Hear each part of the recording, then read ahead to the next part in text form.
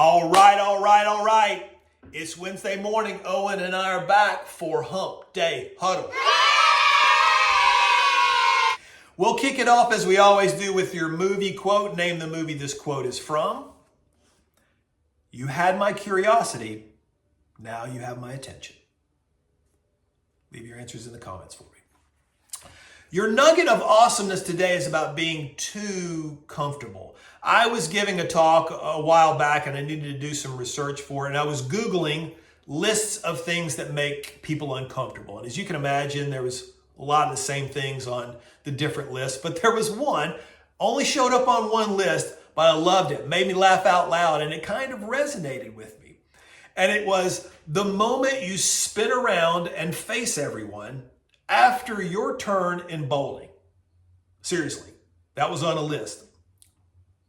But think about it, it's kind of true. Everybody's staring at you. You got the awkward walk back up to your seat. Somebody's always taking your seat. All right, are we going to fist bump? Are we high-fiving? I mean, what's with the special shoes? Why? It just made me realize that if something like that could show up on a list, then uncomfortable is everywhere. We don't like it. In fact, I think we work so hard to be comfortable that it often holds us back from reaching and growing and doing more with what we're given. I read a book years ago by the Christian author, speaker, preacher, Francis Chan. It's called Crazy Love. And there's a line that stuck up out of the book that I'll never forget. And he said, "The world needs Christians who don't tolerate the complacency of their own lives." Man, that is powerful for me. I think it applies to everyone. When I write and speak about being too comfortable, I think it also has to do with being complacent. When we are comfortable and content to a fault, then I think it moves into complacency. And man, that is a stagnant, monotonous, soul-sucking place to be. I left a 26-year career at 50 years old. I mean, who does it? That's crazy.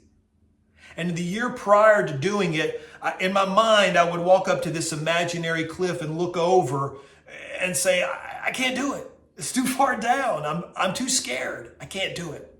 And I did it over and over and over again. Until finally, one time I walked up to the edge and in my mind, I heard this loud thought that said, you can do this. And not only you can do it, you have to do it. Swan dive. Now look, please do not let your takeaway from this be that you're supposed to go quit your job. I do not need the hate mail from your loved ones, okay? But I am going to challenge you to examine the comfort level in your life right now and what it may be holding you back from doing. Don't let comfort, or anything else for that matter, keep you from being who you want to be, doing what you want to do.